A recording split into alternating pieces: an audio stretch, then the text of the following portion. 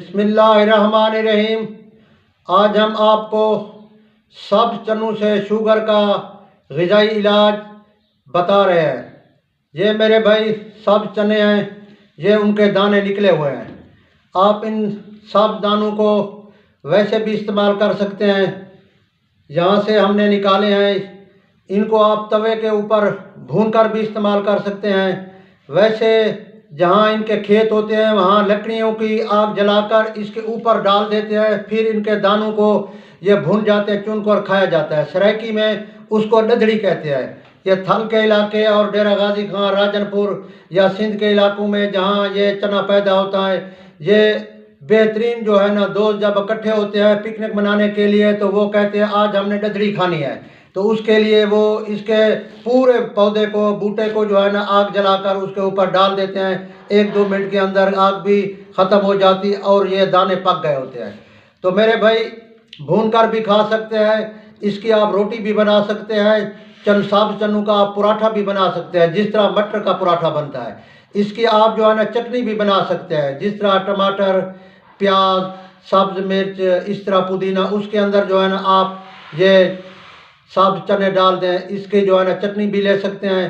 اس کا لیے آپ سبز چنوں کا پلاؤ بھی لے سکتے ہیں، کیونکہ شوگر والے مریض پلاؤ بھی کھا سکتے ہیں کم مقدار میں۔ اگر وہ چنوں کا پکا ہوگا تو وہ شوگر کو زیادہ نقصان نہیں دے گا۔ اسی طرح آپ چنا چاٹ بنائیں، اس کے اندر سبز چنوں کو ڈالیں۔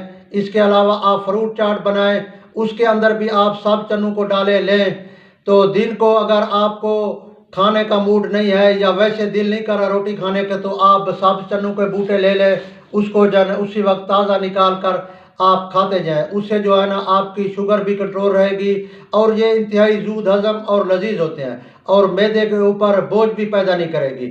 اس سے جو خون ہے وہ خون بھی سالے پیدا ہوگا، یورک ایسڈ، کولیسٹرول، اس قسم کا خون بھی پیدا نہیں ہوگا جو جسم کے اندر درد کرے۔ ہاں، یہ احتیاط کرنا ہے کہ صبح سے شام تک آپ بیٹھ نہ جائیں چھولوں کو کھانے۔ بعض لوگ کھاتے ہیں پھر کہتے ہیں ابھی ہمیں تیزابیت ہوگی، ہم کیا لیں، اب جس میں درد ہے ہم نے زیادہ کھا لیا۔ ایسے نہیں، اپنی ضرورت کے مطابق اپنے معدے اور اپنے جسم کا خیال کرتے ہوئے آپ اس کو استعمال کریں۔ یہ شوگر کے لیے بھی مفید ہے، اور معدے کی تیزابیت کے لیے بھی یہ سبز چنے مفید ہیں، جسم کے لیے بھی مفید ہیں۔